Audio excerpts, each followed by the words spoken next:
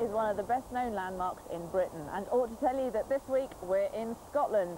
Edinburgh lies over in the distance beyond the Forth Rail Bridge and used to have its own racing circuit at Ingliston, but now racing in Scotland means Knockhill, and that's in the opposite direction over in the northwest, just by the telecom towers that you can see in the distance. And that's where we're heading for this week's Powertour in Motorsport on 4. Here's Tim Harvey. Thanks, Amanda. Knockhill's seen quite a few changes since I was last here when Super Touring cars were alive every year, but it's a first for Powertour here at Knockhill with GTs and Formula 3. Derek, you've made some changes to the circuit. Tell us a little about them. Yeah, we have. There have been quite major changes during the winter.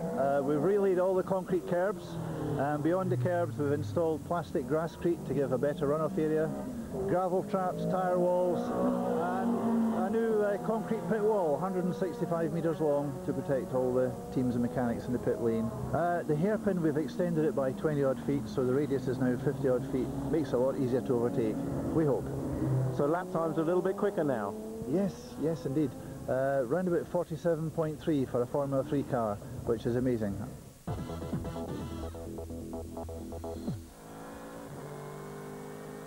Okay, so let's start a lap of this modified Knockhill circuit from the driver's point of view in the Marcos with David Leslie. Rounding the last corner, the hairpin.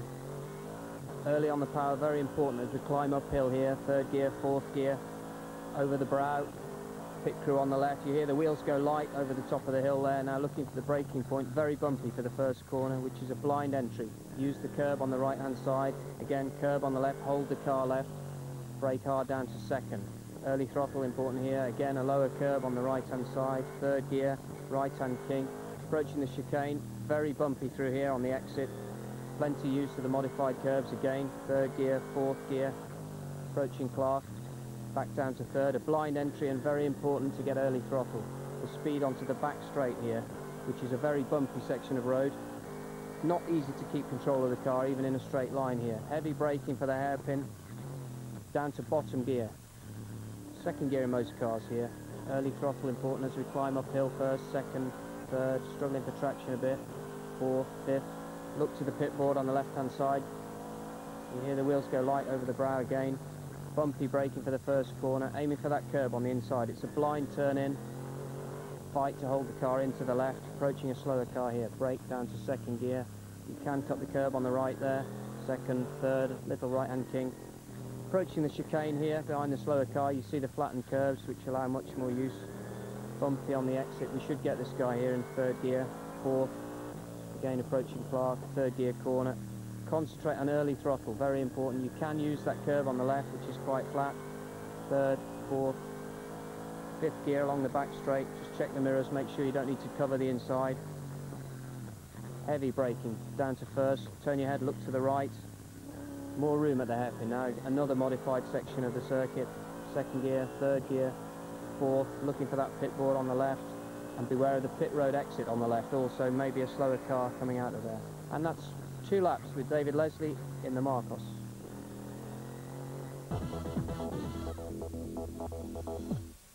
Before we see how the Formula 3 guys get on in qualifying, let's take a quick look back at the Donington Highlight.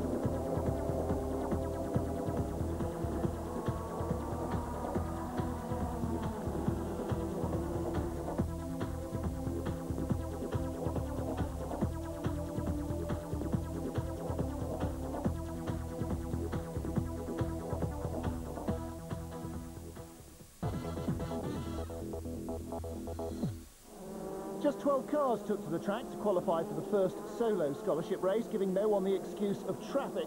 for their slow times. Matt Gilmore, the long-time series leader from Ulster, found himself half a second off the pace. Just ahead was Irishman Michael Keohane, lying third in the championship behind Gilmore. Dutchman Robert Doornbos was third fastest, pleased with that performance at Knockhill, where he's raced before. I'm happy. We were quick all the time on testing as well, and I raced here once before and then I won, and so I like the circuit probably. Thanks. Series leader Robbie Kerr has got accustomed to pole position in the scholarship class, but could do no better than second this time. Pole position went to Hernani Judith for the second time this season. The Brazilian put in a stonking lap just before the end. EJ, many congratulations. Thank you. We are working very hard. I think we deserve that. If you see our qualifying results, they are a lot better than our racing results. Because it's a learning year and everything. But we are fast. The car was perfect, so... Hernani Judith enjoying an advantage of a quarter of a second over fellow front row man Robbie Kerr. Those two ahead of Dutchman Robert Doornbos and Michael Keohane, with Matthew Gilmore in fifth, just ahead of Mark Mayle in sixth place.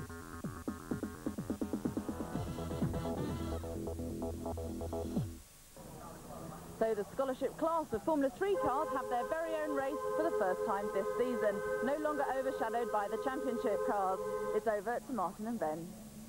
Thanks, Amanda. Well, the Harley spectators here in Scotland braving the rain, but I think the weather has kept a few people away today. And what a shame for the circuit owners and for the fans to have this wet race. Cars ready for the green light, so away they go, and controlling wheel spin going to be vital at the start. We ride with Michael Keohane, and you can see immediately the spray is going to be a massive factor. Hernani Judith has got away from that pole position. Robbie Kerr is chasing him as they come down through Duffler's Dip for the first time. In all that spray, Martin, this is where it can go wrong. Well, the front row men right together, third and fourth on the grid as they were. It looks as though Mark Mayle here, just ahead of Justin Stewart, has lost one place to Kazuki Hoshino. Now, what can the Brazilian out front make of these conditions? Hernani Judith under pressure already from Robbie Kerr. But as we've seen already, Judith very happy indeed with his chassis this weekend, at least in the dry. Now, Robbie Kerr has got a bit of a run as they come along the railway straight section towards the hairpin. The hairpin, the classic overtaking place here at Knockhill. Kerr goes to the outside, but Judith doing a good job of defending the middle of the road. And Kerr, forced to go the long way round, can't manage it, stays in second. Well, it's going to be very difficult to catch anybody by surprise there, I think, because everybody knows the inside line of the hairpin is the one you want, so they'll be watching for it. Doesn't mean it won't happen, but look at the speed of these two, Ben. Is it me, or are they starting to ease away from the field already with just one lap down? It does look that way, Martin, and of course for Hernani Judith up front, he's got the advantage of some visibility. He's not following the spray of another car. That always helps. Kerr's doing a good job in second. Now we're on board with Michael Keohane, and what a great view there. Robert Doornbos spinning right in front of him. Well, you can hear from Keohane's car how tentative he is on the throttle. Barely anywhere there since we've been on board has he used full throttle at all, and it looks as though Doornbos just misjudged it by a fraction. Although they've got full wet weather spec tyres on, really, they may as well be in power boats here because it is so rainy. It is very slippery. You could hear that once again, as you say, on the throttle of wheel spin. Really working hard, these drivers, to keep the cars under control, and Doornbos was the one that lost out. And look at that spray as well. And that makes it difficult for the driver following, but it also, as Mark Mayle shows here, makes it difficult to see what's happening in your mirrors. Doornbos goes up the inside, catching him unawares. Now here's how Doornbos lost that position. Yes, coming through McIntyre's, just out of shot, and he just, I think, got a wheel on the curve, spun round. There you can see, cutting across the grass at Butcher's, that right-hand kink. Look at the amount of mud he's driving through. Back onto the track, but he's already making up places. Well, he's really got his head down and charging, and so has Hernani Judith, leading Robbie Kerr, Michael Keohane and Matt Gilmore, the top three men in the championship, second, third and fourth. Here comes Doornbos. He's got past Hoshino, and Hoshino right with him still. The Japanese, if he's ever raced in the shadow of Mount Fuji, should know all about weather like this. It's frequently pouring with rain there as well. Doornbos pushing on again. Oh, Ben, an action replay. I don't believe it. Yeah, he's done exactly the same thing again. He ran a wide line, trying to look for more grip. I think he's using a wet line, but it put him on the curb. And once you get on the curb, there's no grip, and there's not much grip on that grass either, is there? Yeah, probably even less, actually, I think. On board then with Michael Keohane in the spray behind Robbie Kerr and Hernani Judith. He's closing on the lead pair, I think. And that must mean that they're easing away from Matt Gilmore behind them.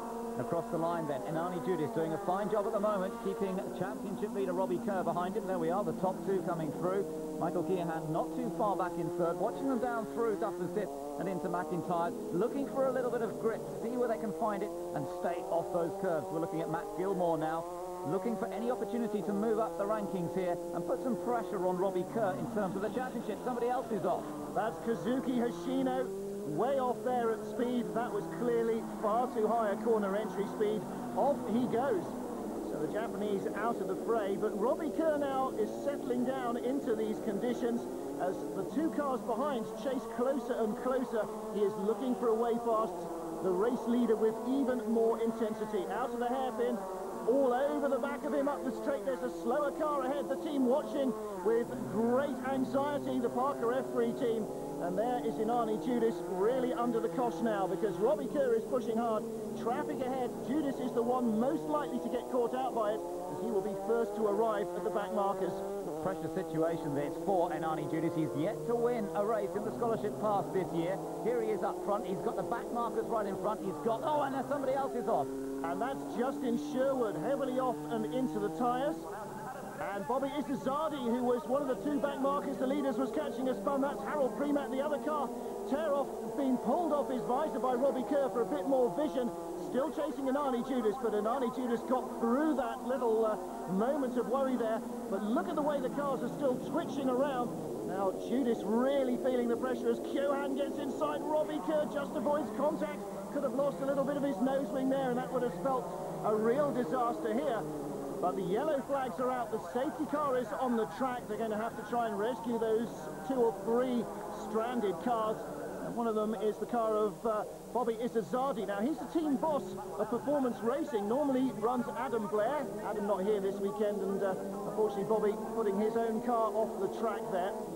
Don't think he's done any damage. It was a fairly harmless spin, but the safety car out while they sort out those few problems. Now it looks as though we could get racing underway again as Inani Judas builds up the pace to cross the line once more. And we see the green flag as Judas defends from Robbie Kerr. And the rain still hurling itself down at the track. And look at that, Keohan around the wide line on the grass. How did he get away with that? Surely that is one life that he will not get back in later races. There is Matt Gilmore in 4th place still. It's been very static, this order, almost since they left the grid, Ben. But that's not through lack of trying, and Judas with 2 wheels on the painted curves there. Again, a real get-out-of-jail card being played there. He shouldn't have survived that, but did. He still leads. He does. He's just staying in front of Robbie Kerr, but Kerr looks for every opportunity. He moves to the outside again. You have to say, for a Brazilian who's perhaps not quite so used to wet weather driving, it's a great showing from Inani Judas. Here comes Kerr. Now, can he make it stick around the outside? Clever use of the road from Judas there. Just squeezing him out, not allowing him much space. He's fairly aggressive in his race tactics. Oh, that one was a little naughty, closing the door pretty late on Robbie Kerr. Well, not quite Schumacher levels yet, but he certainly doesn't want to give this away. And again, look at Keohan, and again, braking on the white line against all the rules of wet weather racing. And Kerr makes the mistake as he rattles over the curbs, down Duffers Dip and into bushes. Keohan has second. Can he hold it? Yes. No, he can't. He loses it and collects Robbie Kerr. I didn't believe that was going to be a completely safe move there, but Keohan nearly had that one under control. Robbie Kerr under pressure now as he loses that place to Matt Gilmore. Yes, I think he probably will. Gilmore's on the inside, running down to the hairpin. Damage to Robbie Kerr's car. Can't see anything from this side, Ben.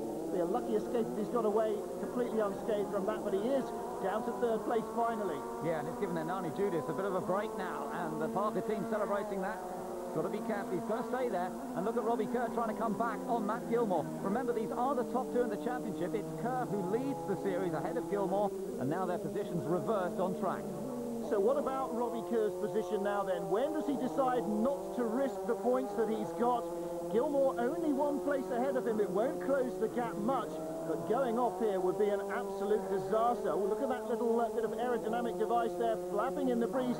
Seems to be the only damage, but then it's really hard to tell from the outside unless there's major suspension breakage. Let's take another look at it. Michael Keohan got down the inside here, and it looked for a moment as though he was going to skate wide, then he didn't, and then finally lost it right on the very exit of the corner. and collected Kerr on the way. A lot of damage to the front of Kiehan's car. He's out of it. Meanwhile, another battle continuing. This is Mark Mayle in the Diamond racing car, the orange and blue machine, versus Robert Doornbos. Mayle with a right front nose wing missing. Raced here in years past in Caterhams, but not giving him much experience of these wet conditions. It was dry then, perversely. Loses the place anyway to the charging Doornbos, and there you can see Mayle's nose wing tucked under the suspension. So not only is it not working, it's making a horrible noise and probably disrupting him all the way through the race. Now, what about Anani Judas with now the third different challenger behind him, as he has held off everybody so far this race, and he's just got a few hundred yards left to do it. Yeah, they're on the last lap. Could be last chance for Matt Gilmore. It is the last chance into the hairpin, really. He's not close enough to make an attack, and Judas driving beautifully well here, heading for his first win. Well, Stuart Parker will be hanging over the pit wall, cheering as Inani Judas takes the checkered flag in the most appalling conditions. A great race from him to hold on to that lead all the way through. And Robert Doornbos, well, a great recovery for fourth place, but hats off to Judas. He said he doesn't like the car in race trim. Well, he likes it in the rain. Inani, many congratulations. What a race. Fantastic. We worked so hard, and we did a very good job yesterday. When I saw the weather this morning, I couldn't believe. But I knew that we had a good car. I have to thank for Paulo Carcassi and for the team, Parker. They did a good job. I'm very pleased with that. I was cruising around quite nicely in second place, thinking of championship points. And Michael tried to seize the opportunity, getting past, and managed to take himself off and damage the back of my car. So that allowed Matt pass, but Matt did a nice clean move. It was a good, nice clean race with Matt, and so just one of those things. Yeah, Robbie looks pretty unflustered, and so he should do. He lost 4 points to Gilmore, but he's still 37 ahead. Johans, no score here.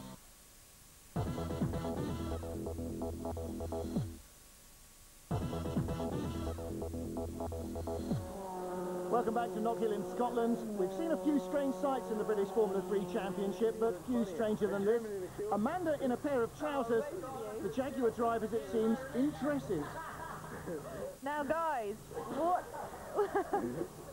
what are you doing in your kilts? I don't know what I'm doing in this kilt. They just told us we had to wear them, but it's a little bit embarrassing. Don't show my legs. Oh, since from today I will wear it every day, and I will walk around Milton Keynes with my kilt, and now it's just for some PR stuff, but it's fun. Qualifying in slightly more traditional garb, André Lotterer was 7th, James Courtney just 3rd, pipped at the last moments by Takuma Sato, the series leader, demonstrating that he is human after all. Anything you can do, I can do better, said Anthony Davidson, and indeed bigger was his accident, firmly off into the barriers. Ahead of them all, revived Andy Priaulx, the Guernsey man, finding the form that gave him second in qualifying at the Grand Prix meeting. Well, Andy, many congratulations, pole position, and it's not raining. I know, it's really good. The team have worked hard, and we've made some good improvements to the car, and we've just hooked up this weekend, done a good job, and it's a team effort, and I'm very pleased. There was a new face at ADR. The Japanese Hideaki Nakao took Paul Edwards' place as the American ran into funding problems. So Andy Priaulx goes one better than his previous best to take his first pole position this year, followed by championship leader Takuma Sato, James Courtney for Jaguar, then the other Carlin car of Anthony Davidson. Behind them on the third row, Matt Davies is joined by Mark Taylor. So series leader Takuma Sato has been beaten to pole position by Andy Priaulx in a dry session, no less. And we know that Andy particularly likes the wet. It's over to Martin and Ben for the race. Thanks, Amanda. Well, I'm glad it's you down there, not us. It's absolutely pouring down, and visibility is going to be so tricky now. Yeah, you'd never catch me in those trousers. 5-second board. Let's see how Andy Priaulx deals with Takuma Sato. The first two on the grid. Away they go. Oh, and Priaulx gets away but stalls it. Will he even get the car off the track? This is going to be very dangerous for those behind in the spray. He gets out of the way, but he's handed the lead to Sato. Davidson gets past the delay. Courtney is last on the road is the pole position man. Well, Sato doesn't need gifts like that. James Courtney in 3rd, Mark Taylor 4th, André Lotterer 5th up from 7th on the grid. Of course, we have already lost the ADR car, and there further back is Ryan DL at home and in the spray. Look at this though, Ben. Do you fancy it? Not much, Martin, not much at all. You just cannot see much at all. Derek Hayes trying to get past André Lotterer, has to settle back. Now this man's got the best place to be. That's up front. He's in clear air. Takuma Sato can make the most of clear vision. Everyone else is suffering with spray. James Courtney in third place, one of those. Mark Taylor right behind him. Taylor had a great outing at Brands Hatch, really looked competitive there. He's doing it here on, well, a largely similar, if much shorter circuit, but Matt Davis spins, and off goes André Lotterer, trying to avoid him. Lotterer will lose 3, 4, 5, 6 places before he comes back on, right beside Alex Gurney. Well, that's bad news for the Jaguar driver, the innocent party there, and Davis now right at the back. But Takuma Sato made in the shade, well, in the gloom and in the murk, perhaps. Anthony Davidson, his nearest rival. We've seen Davidson beat him before on pretty even footing, Ben, we thought at the time. But in that instance, Sato had a puncture. He's going to need something like that, perhaps, to slow him down here as well. Behind those two, once again, it's James Courtney running in third. Still Mark Taylor chasing him. Once again, Mark's got that problem of really not seeing the braking points, the turn-in points to the corners because of the spray, and somebody else is going through the gloom. Is that Jamie Spence, I think? Yes, it looks like Jamie's off into the barriers. Teammate Ryan Diel has got by him, and it'll be a long, wet walk home for Jamie Spence. Well, now, Anthony Davidson doing a good job here, Ben. Despite the murk, he's keeping Takuma Sato honest and waiting for an opportunity. Jamie will walk away from that one and rue another lost opportunity here. I'm afraid it hasn't been much of a season for him on his return to F3. No, it's a great shame. Meanwhile, up front, Takuma Sato showing us once again why he leads this championship by such a margin. You know, you put him in any race, in any conditions, and he's always up there, isn't he? We've got soaking wet conditions here, and once again, he's got the advantage over his teammate, Trevor Carlin, enjoying another possible 1-2 result today. Well, certainly looking on the cards, and somebody else is off. And that's at Sushikatsu Mata, and look how deep the water is there, right on the edge of the track. That car must be soaking inside. There's Bruce Jenkins, the team boss. Alongside him is Lisa Bunce, Jaguar's PR lady, and enjoying the hospitality, if not the weather, on Sunday.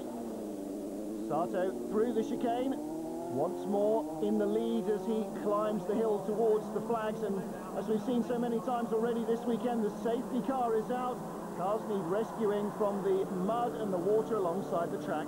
Gives a chance for James Courtney to close up that gap. Of course, the Carlin 2 has got away. Captain Marta's car being wheeled away to safety, so we should be getting things underway again. Paul Anthony of ADR on the pit wall, regretting his man's big mistake at the start. Let's take another look. Andy Priaulx on the left made an initial move and then stalled the engine. And he did a great job of then trying to get out of the way. Good marks to Andy Priaulx for getting out of the way, using the hill to roll the car off. And he did get restarted, but what a disappointment after taking pole position. Well, it's given a chance for the field to close up, so maybe the second part of this race will be as dramatic as the first, without the stalls hopefully on the restart. Chance for James Courtney in third place to try and make inroads into the advantage of the Carlin Motorsport pair, but I don't think he was close enough at the hairpin. Sato with a big advantage over Davidson as they restart. Courtney away from Mark Taylor, of which he will be relieved. Then Derek Hayes next up. And Hayes, as we saw from his onboard camera in the spray, not thoroughly enjoying this race at all. Seems a little off-key here, but look at Andy Priaulx going to him way back up the order now, of course having stalled from pole position. Alex Gurney there, the 7 car right behind Gianmaria Bruni, and Sato sideways but safe exiting the chicane here. Bruce Giovanni in 11, right behind him is the Donington winner, Gianmaria Bruni, again not able to replicate that form here. But as you said earlier, Ben, Sato seems to be one of the few drivers in the championship who can produce the goods anytime, any place, anywhere, to use a well-hackneyed cliche. But look at this, Bruni now, he's got the afterburners on down the inside of Giovanni, takes away 6th place. As Mark Taylor comes under increasing pressure from Derek Hayes. Hayes with a second bite at moving up the order, and he looks as though he's intent on taking it. Courtney 3rd, and in the mist, who's 4th? Still Taylor, but only just. Yeah, Derek Hayes having a little look down the inside into Duffer's Dip there. It's a tricky, challenging part of the track where it drops away from the driver. It's blind on the entry, and someone has gone off. It looks like André Lotterer is it who went wide, and somebody else in trouble. Yeah, Rob Austin has spun out of Clark and stalled the engine.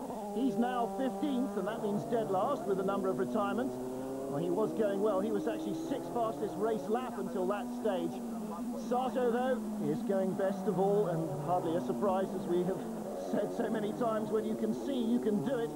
Still not impossible to lock up a wheel, though, even when you're leading the race. There's Rob Austin just ahead of him. Behind him, his teammate Anthony Davidson. The rest of them negotiating the spray. Oh, and off goes the Jaguar. That's André Lotterer. Oh, it's been a pretty wretched weekend for him. On and off, he's been fast and slow in turn.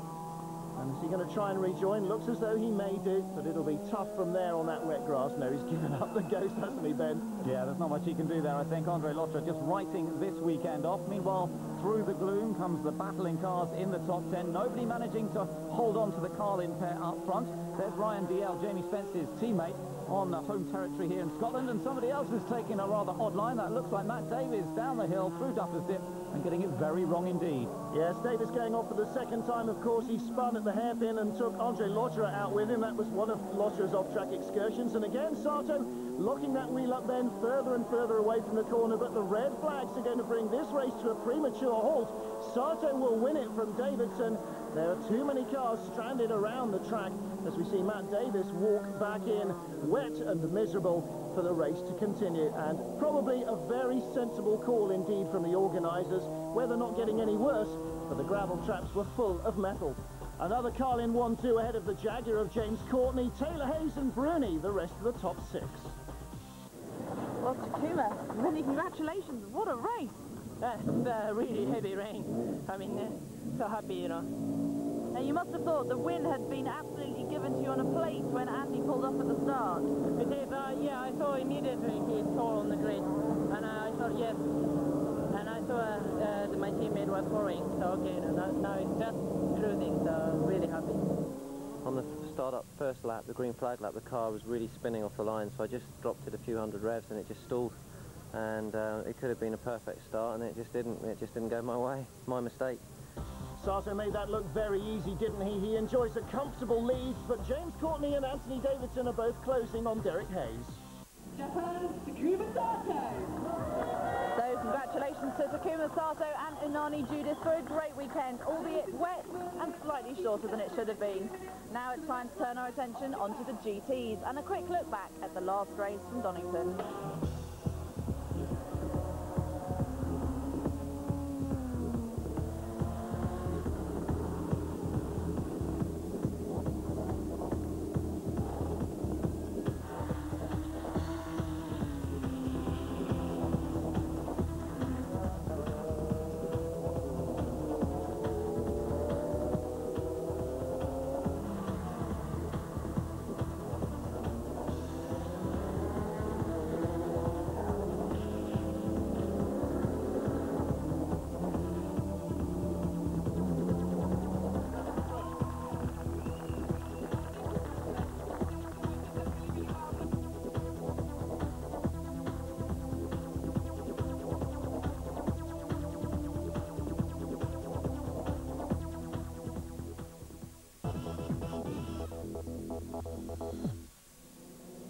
In the faster first qualifying session, Tim Harvey put the Viper on pole position, where it had been for the first 5 rounds of the championship. Yeah, so it's great fun to drive around on your own here, but with 28 other cars, and the Viper being 2/3 the width of the track, I think I need to fit some town and countries on one side to go down the grass. Next up was the Lister of Warnock and Jordan, and then the TVR, restored to health after a serious fire in testing on the previous day. It could be the prop that's snapped and whipped a fuel line, and the next minute I knew I just got a massive boom, and just flames just shot past me when I was sat inside, so needless to say it was a sharp exit. 4th fastest on its series debut was the Stealth, but Mark Pashley was cautious about their state of readiness. Yeah, I think we're probably a little bit wild with the car today, to be honest. I think there's been a bit of luck, you know, you never know if it's going to go off or not, but we'll have to see, but hopefully there's good potential for the car. In the event, their times were disallowed as their air restrictor couldn't be measured properly. And the Viper also lost its morning time, so Tim Harvey had to start from scratch in the afternoon. He ended up second to the Lister. Slight problem with the fuel this morning, must have been contaminated from some of the pump fuel we've been using for testing, but we're on the front row, so, you know, long race, but a little disappointed not to have got the pole. Despite spinning off in the second session, the Stealth still managed to qualify 4th in class. 5th up was Andy Purvis, with guest driver David Leslie returning to his native Scotland. Well, David, it's great to see you back here in British GTs. It's great to be back here in Knockhill and driving a car that I drove last year. In GTO, the Porsche TVR battle was resolved in favour of Porsche. Marino Franchitti entrusted with first qualifying. Yeah, it's good to do it at home, you know. It's the first opportunity I've had this season to qualify, and to put it on poles, obviously the way you want to start, and hopefully continue like this. So you're going to get a big fan club turning out? I don't know. Wouldn't think so, but you never know. The second Par Motorsport Porsche qualified right behind Marino, with the TVR Tuscan R's third and fourth. So the GT grid saw the Lister on pole position, Tim Harvey's Viper getting back into second place after losing that first qualifying time, the TVR in third, top three the same as at Donington, followed by the Stealth, the Marcos and the Ultima. In the GTO class, the Par Motorsport Porsches dominated the first two positions ahead of the Tuscan R's, the Viper and the Sumpter Balf Porsche. Join us after the break to see how the race develops.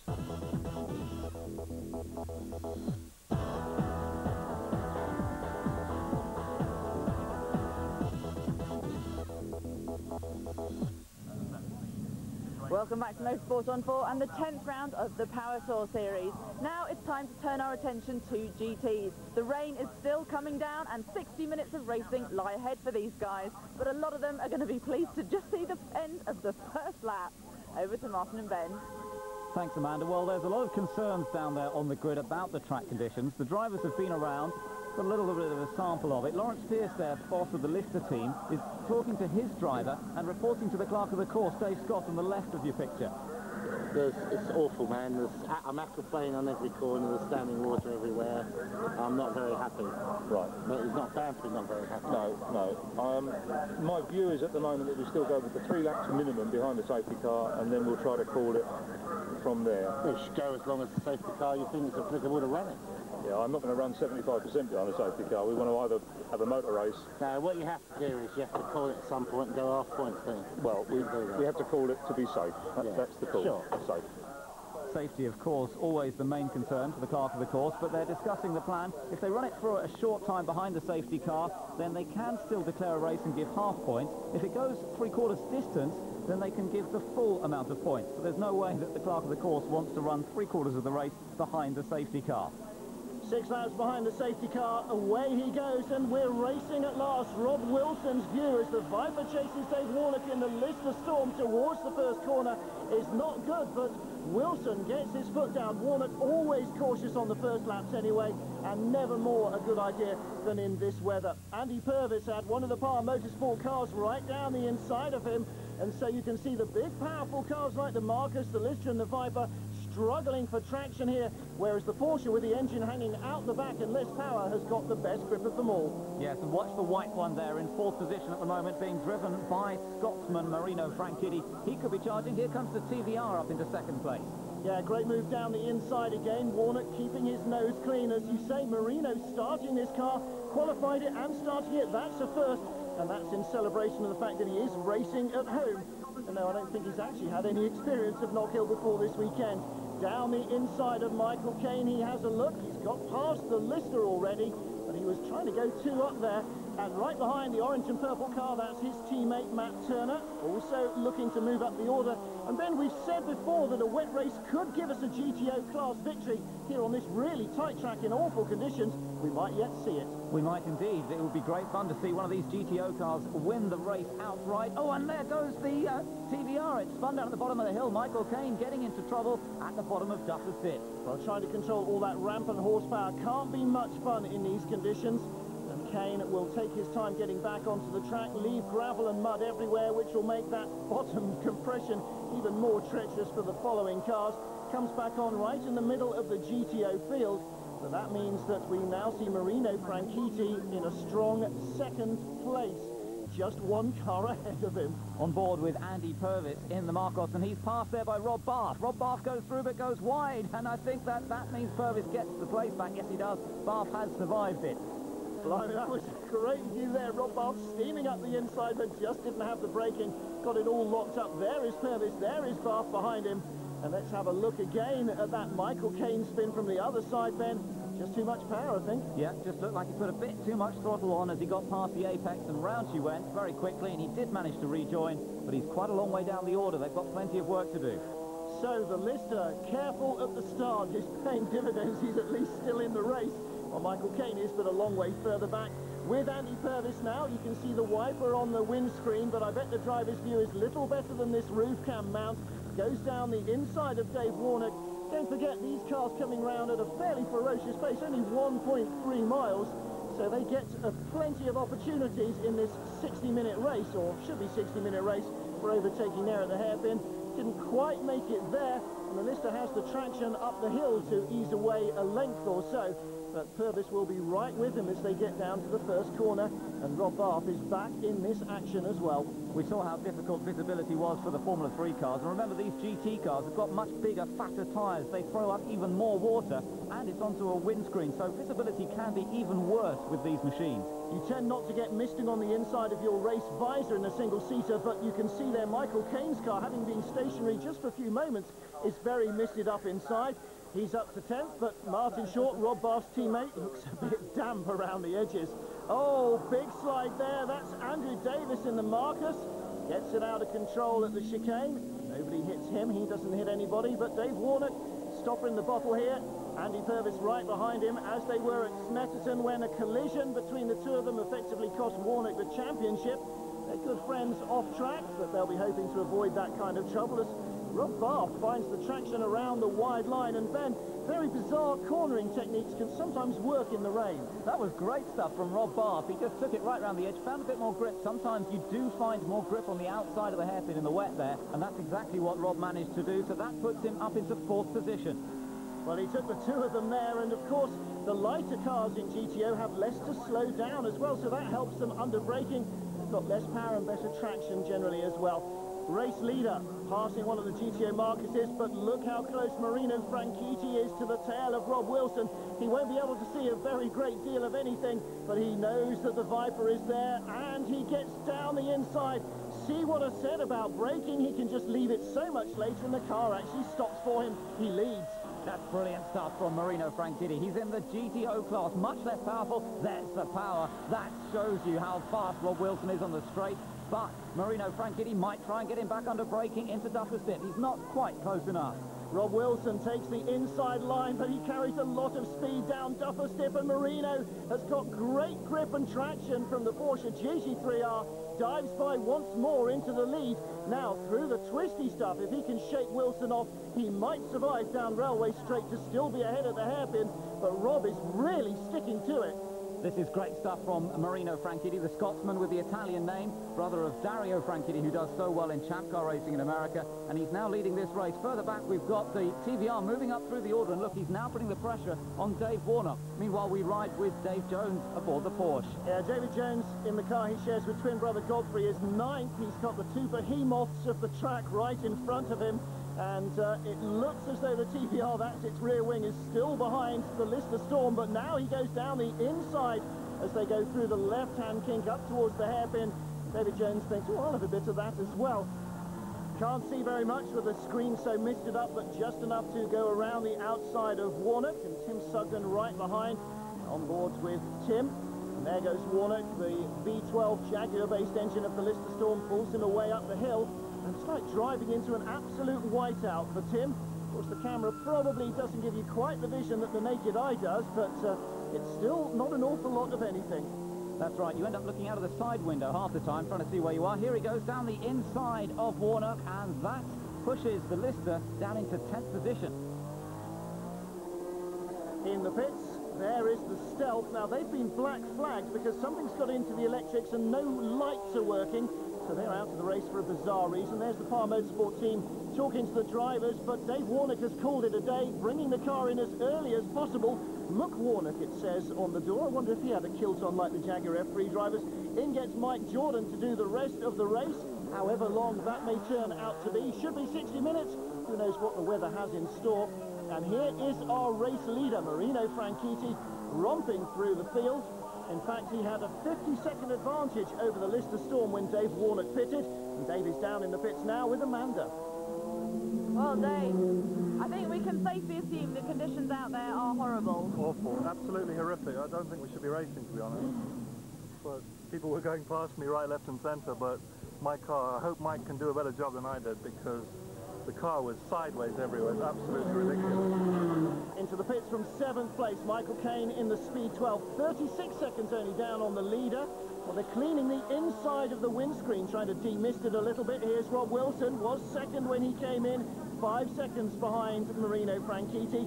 Wiper flailing itself away, but again, look, the inside of the car misted up. Problems at TVR as well. Can't get it restarted, and that seems to be watering the electrics, I think. Are they going to be able to push start it is the big question. They're certainly going to try. Yeah, it looks as though they are going to be able to, but look, there goes the Viper straight past the TVR as they come back out. Tim Harvey accelerates away. Bobby Burden-Rowe finally getting underway with the TVR, but that means that he lost a fair bit of time on that pit stop. In fact, the TVR has now gone a lap down to the Viper, and that's bad news. There's Rob Wilson with team boss Liz Rose. Meanwhile, Michael Caine is in the pits. Amanda's been busy. Well, Michael, horrible out there? I have no idea where I've just been, to be perfectly honest. Well, I can tell you went off at the first corner. Yeah, I know.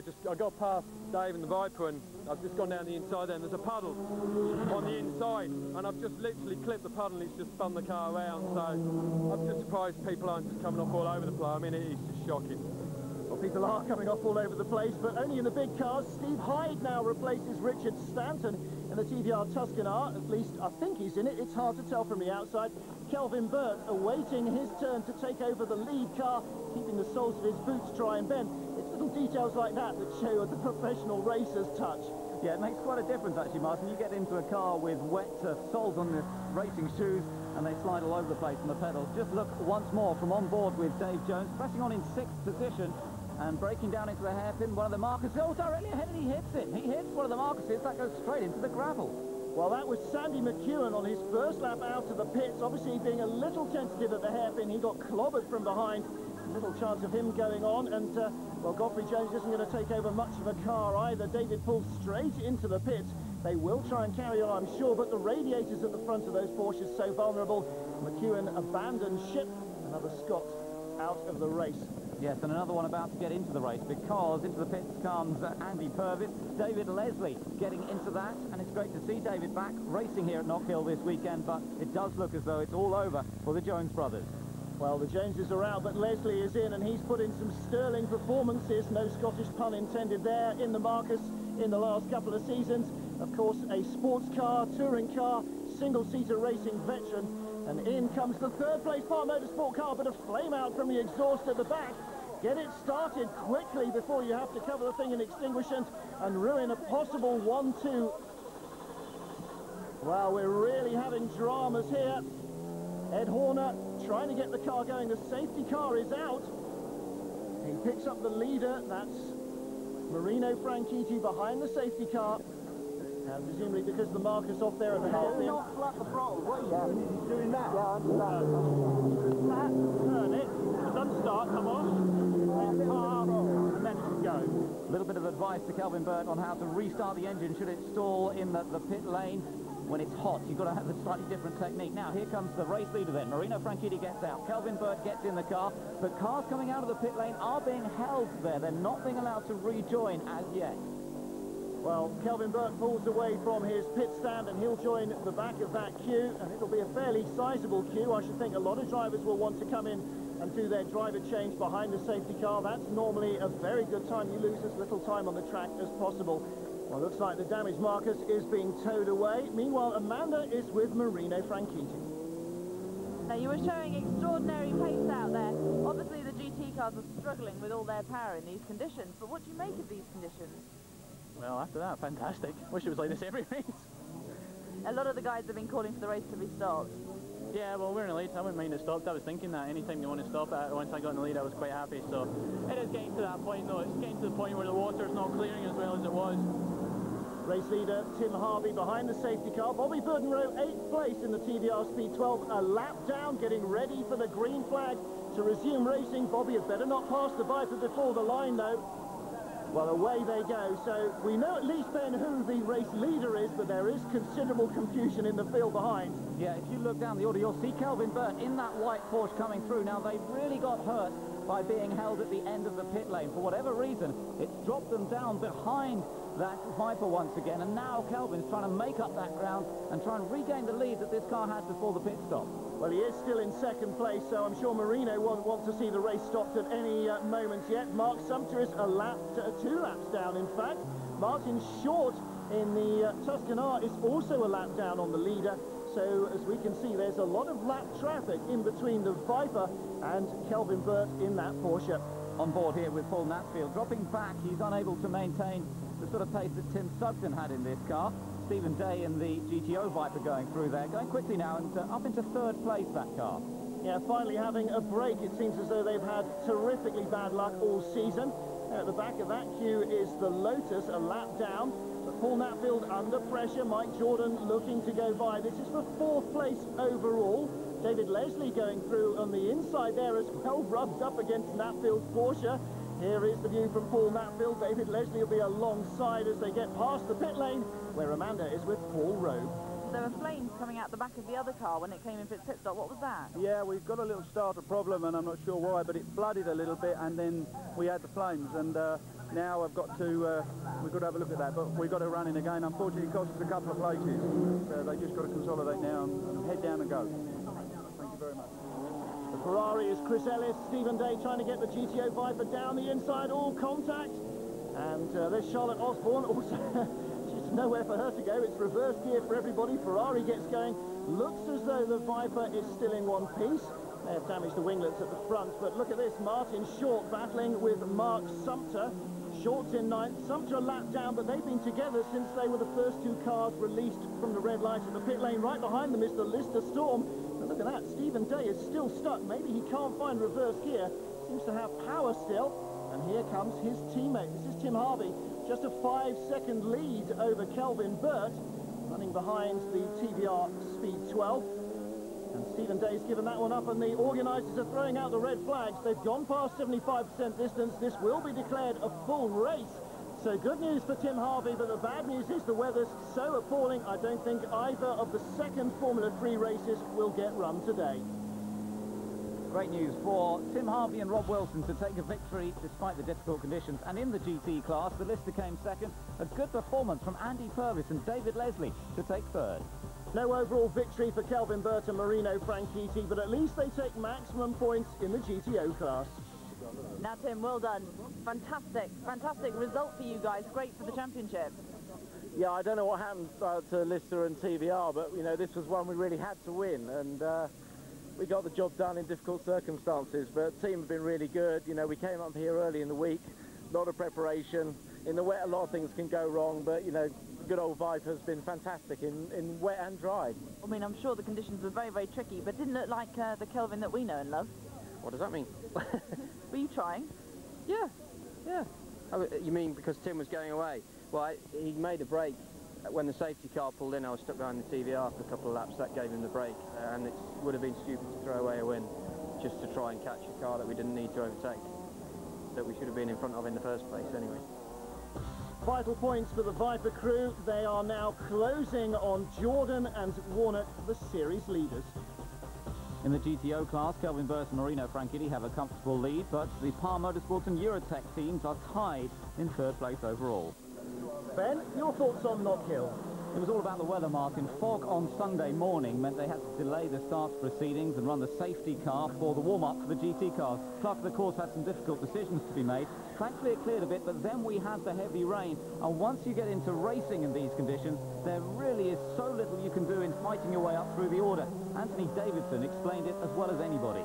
Oh, that's the hardest I've had to drive, concentration-wise. Oh, all I could see was the spray behind Takuma. I just wish, you know, the people watching had a chance to actually be in the car. You can't see anything. The water goes on the inside of your visor. It fogs up as well. You got water on the outside and the spray as well. It is so hard. All you can see is the red light of the car in front.